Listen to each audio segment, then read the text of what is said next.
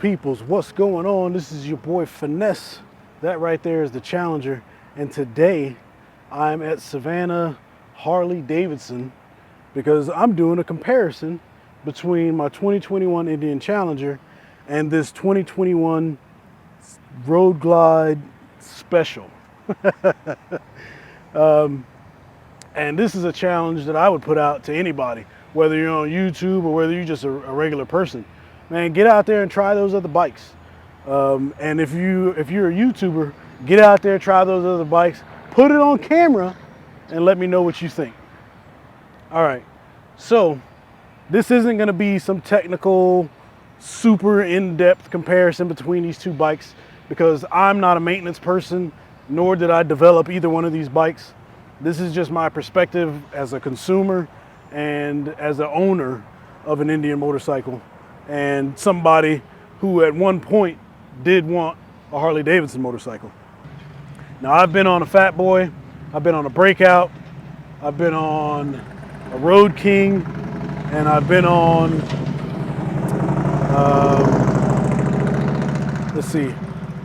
I've been on a Sportster, and I think that might be it as far as the Harley. Oh, and a Street Bob. I've been on a Street Bob.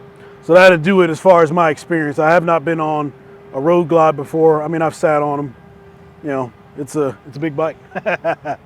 Is we're gonna have a quick look at this Road Glide. Actually, you know what? Look, we'll start with the Road Glide. Let's have a quick look at this Road Glide. So this has been a big point of controversy. The shark nose fairing. Either you like it or you hate it. You know, there's a group of folks out there, even within the Harley community, that don't like it. And then you got those other ones that do. So, you know, whatever. You've got, it appears to be your standard shock setup. There's Harley Davidson brakes. I don't know if those are Brembo brakes and they put the Harley Davidson logo on it, or if they're actually Harley Davidson brakes. That I don't know. I mean, I'm sure you guys down in the comments can let me know. And then we got this 114. Man, that chrome looks good on there. You get these lower fairings, all right? And I want to say that there is some kind of cooling. Yeah, there's a radiator down there. So this does have some cooling. I don't know if it's just the heads or, you know, if that's something else. You also get these compartments in here. Now, I don't know if this is an option or if this is how the bike comes stock, but, you know, is what it is. It looks like there's an aftermarket exhaust. So this actually might be a really good comparison, right? Because between the two bikes, we kind of got the same mods or the same options, I'll say. All right. You know, you got your saddlebags. I mean, the saddlebags, they release differently, right? Because I've got the latch up here. They got this latch down here. It opens up, and it's a good size. About what you'd expect from a bagger. All right. The fuel tank is shaped a bit differently, so mine comes more in. Right. You see that? There's more of a pinch point. It's got a smaller waist, if you will. All right. Oh man, look at this. Is this? Oh, okay. I was about to say, is that a cigarette lighter? It looks like it. It looks like it is, and it's just a cap. That's crazy. Okay. And this is a 21. All right. So these, like, you know, those have a weight to them, so they're pretty weighty. I don't think that's gonna like fly up on you, but I would rather have something latched there like we do on the Indians. So, and I always thought these were like buttons or something. I don't know what that is. Is that some kind of design? Is there a function for this? Or is that an area where you can replace something? Let me know. And there's also this this switch style thing that the Harley does. It's like having a key but not a key. So I find that kind of interesting. You've got your analog gauges. So between the Indian and the Harley, this is just flipped. So the screen is here and the gauges are up here. So, I mean, which way is better? I don't know. I think it all depends on what you're used to. So, And then there is a lever. Oh, okay. So you can put this down. There's a little pass through for some air. You can pop that up. Then you've got the fixed windshield there. So, and this is the 114. So it is not. I'm not gonna say it's ugly, by no means. But to me, I just think they're just a bit too retro. Just a bit too retro. Give me some sharp edges, some sharp lines, or give me some more sharp lines, right? So don't mind her, man. She's dirty. It was an arduous trip coming into the Harley parking lot. Anyway, but yeah, and I've covered my bike. I will be doing an update to what I think about the bike after 10 or 11,000 miles. I'll have that coming out here shortly. But just like I was saying, right? So the gauges and the dash are flipped. So they're all on the fix, nothing moves, as opposed to over there where your gauges move with your bars. And then for us, we've got a click and it lifts up. And then you click to close it. Now I have heard of people having these break, so that causes causes some issues, but I haven't had that issue.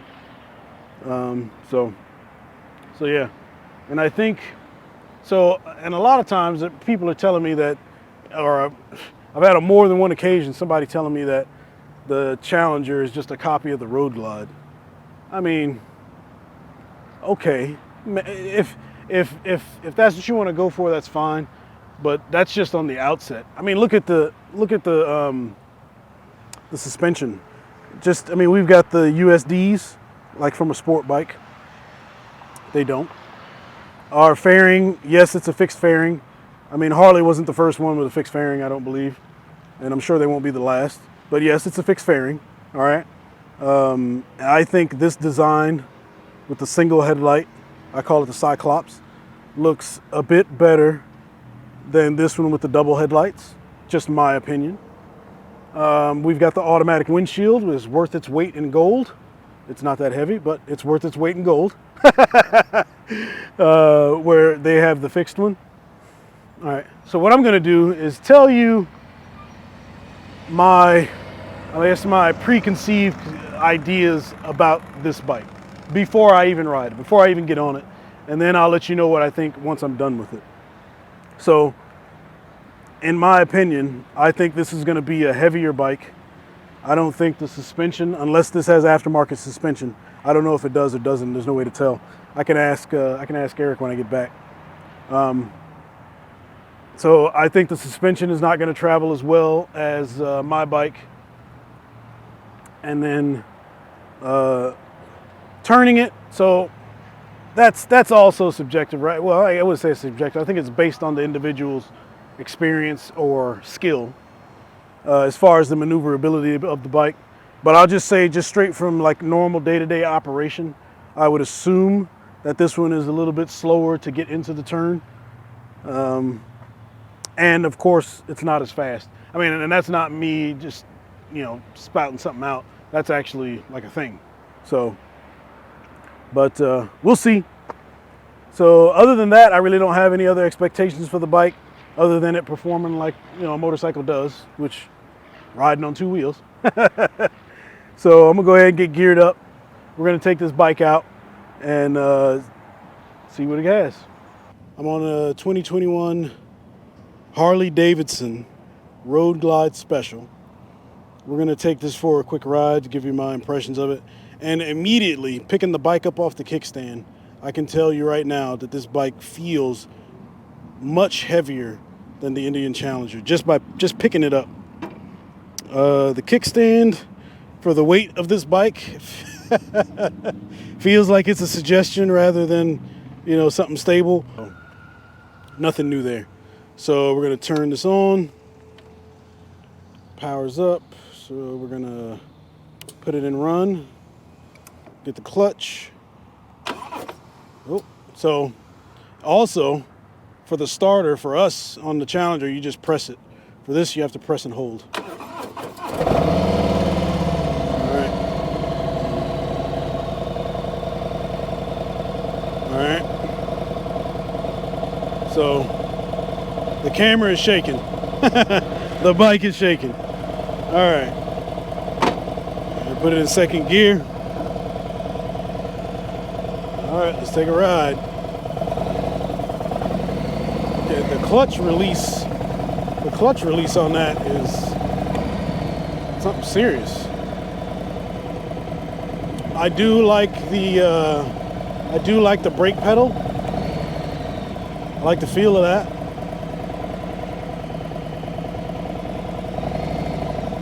Okay, doing a U-turn is quite nice.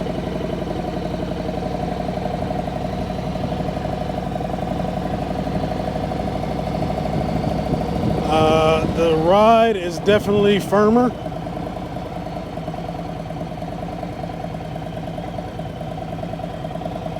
Brakes feel good though. And so for me, when me sitting on the bike, my legs are much wider apart, so I'm not as flat foot or as comfortable as it is on my bike, because my bike has that pinch at the end of the gas tank. So that's kind of interesting. I mean, it sounds pretty good. It sounds like a Harley. See if anybody's gonna let me in. No, nobody let me in.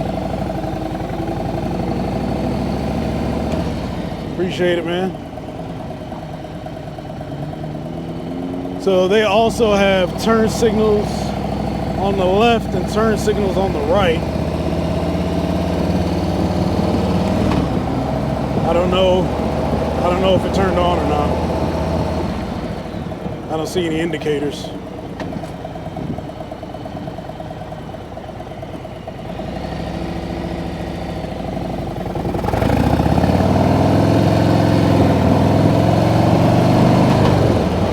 It feels good when you turn it.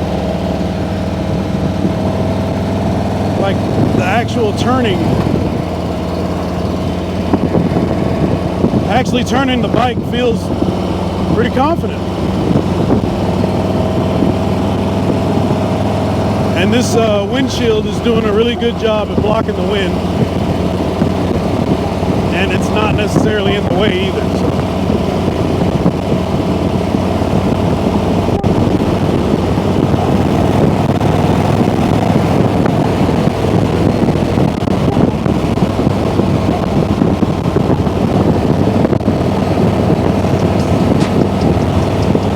So it's not a bad ride, but it's a firm one compared to the Challenger.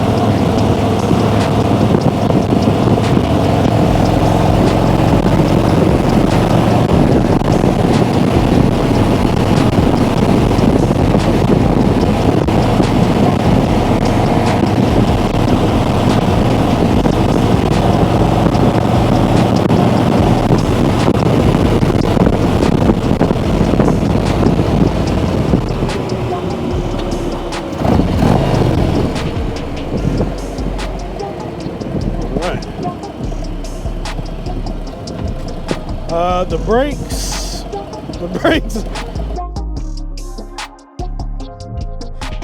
Oh man, that was a bump. The brakes do stop the bike. So as much as the engine shakes while it's sitting still, when I'm riding, it smooths out quite a bit. So the engine vibration is not such a factor once you get the bike moving. Okay. However, the offset of that is that the suspension is so stiff that when I hit that bump over there, and it wasn't even a major bump, this is mostly a smooth road, like that, I felt that.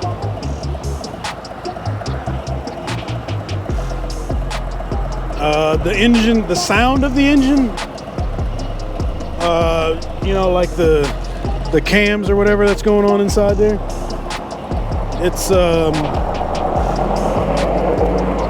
louder. It's louder than what you find on the Challenger.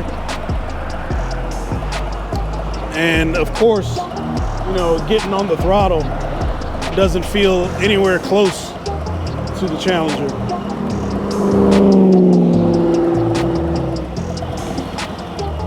So like me trying to get out in traffic just now, because I was gonna go, But again, like I said, man, you don't have that initial thrust. So, and plus, I'm not used to the bike, and it's not my bike, so I'm not trying to take any unnecessary risks.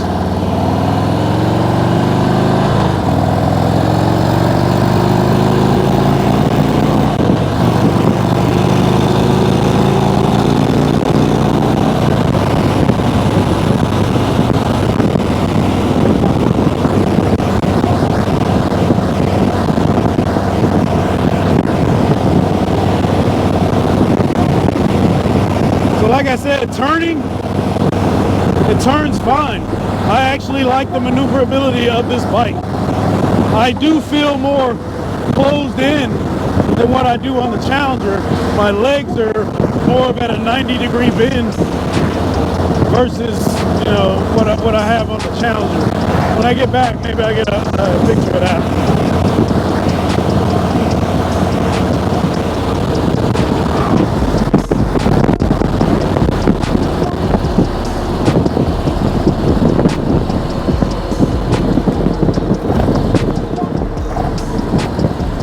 Oh, okay, I see the indicator now. It's up there above the dash, but I just couldn't see it because of the bars were in the way.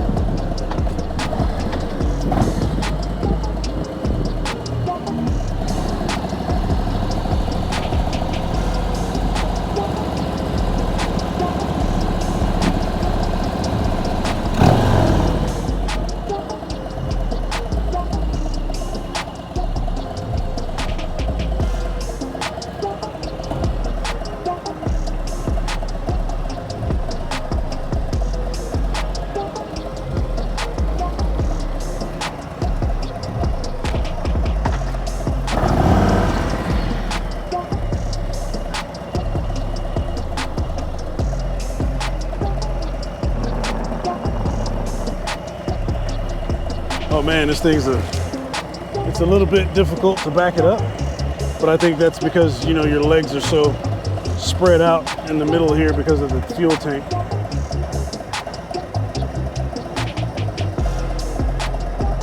I can find neutral, there we go. And then the kickstand, I gotta kick that thing a couple times just to make sure it's out.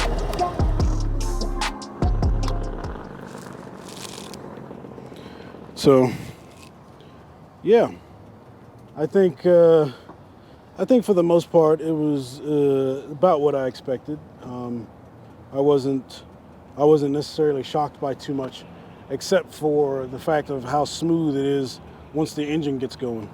Once the engine gets going, it's a really smooth riding bike as far as the engine goes. But once you hit, some divots in the road, I can see why a lot of people end up changing their suspension. So, all right, let's get off this bad boy. Okay, so the purpose of this video is not to downplay one brand over the other or, do anything disrespectful. I mean, as consumers, these are the things that we look at. And in my opinion, competition is key into getting better products, right? So if we're pitting these two against each other, that's not going to do anything but make better bikes in the future, right? So in the video, like I was saying, man, it was kind of what I expected. And this is great that this is a 21 CVO, or not CVO, this is a 21 Road Glide Special, and I have the 21 Indian Challenger Dark Horse. So there's a few levels above my bike, and there's a few levels above this bike too. So I think this is probably one of the closest comparisons we can get between the bikes. I mean, I could be wrong, but this has raised bars. Mine has raised bars. Both have aftermarket exhaust, and that's pretty much everything that I've done to my bike. So, and I don't know what's been done to this bike, but the suspension for sure definitely feels a lot stiffer on the road than it does on this. This has the Fox shock in the back, and I'm not sure what Harley's using right now, if it's in-house or if it's something aftermarket. Again, the feel, like just sitting at a light or waiting on traffic, the vibration, it's a lot of vibration. Once you get going though, the engine does smooth out, and it's a really nice feeling engine. Power delivery, like this is not gonna, this is, I mean, me personally, I don't think that this is gonna freak you out, right? Because if you romp on it, you're not doing, you're not doing too much. But I mean, they make that for the long haul, I suppose. I don't know. But you know, the biggest concern when you're getting this kind of bike is, can you lean it? Not, is it going to get away from you? And I think the Indian kind of focused more on that performance side of it, because it's got what is it, 122 horsepower, and this thing moves, man. This thing moves. So, did anything shock me about the Harley Road Glide? The engine, and that's kind of it, really. Just the engine, just how it's smoothed out.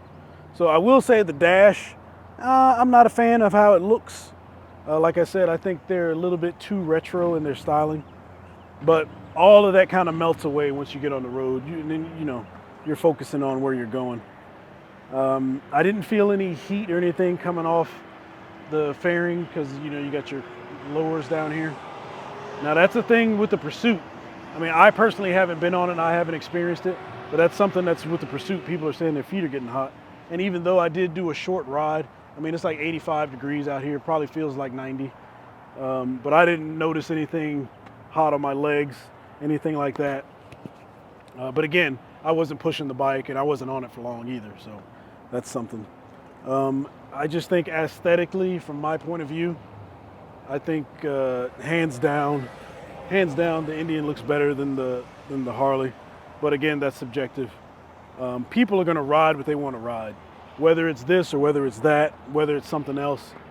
But again, like I said, man, if you're out there watching this, I encourage you to go out and try different brands, even if it's something that you're not even going to buy. Maybe it's something that you want to request that you're the brand that you prefer, that they do on their bikes. So the next time you go to buy one, those features are there, because Harley does listen to their community to an extent, from what I've heard, and Indian, they listen to their community as well. So these kinds of things are good, man. But if people are buying these bikes and you're just buying them because you're buying them and you're not wanting them to do more, LED lights, the starter, like you got to hold the starter. That's weird to me, where I just have to push it. I mean, and that's a little thing, but it's just like a convenience, Yeah. And of course, the aftermarket's real big on that. But if you're telling me I got to spend all this money and then spend more money just because you have an aftermarket, then that's not interesting to me personally. I would rather have a finished package that I would have to modify to fit my style, which is what I did with my bike. But that's going to do it for now, man. I really want to send a big shout out to Eric up here at Savannah Harley Davidson. He's the one that hooked me up with this test ride. I really appreciate it. Thank you very much, sir. And again, man, if you have a channel or if you're a consumer, I encourage you to go out and try these other bikes. I'm telling you, you got to try these other bikes, because you just can't go blind into the forest. All right? And I dropped my dead cat. I felt it when I stepped on it. But anyways, so that's going to do it, man. So ride every day. And most importantly, make sure you enjoy it. Peace.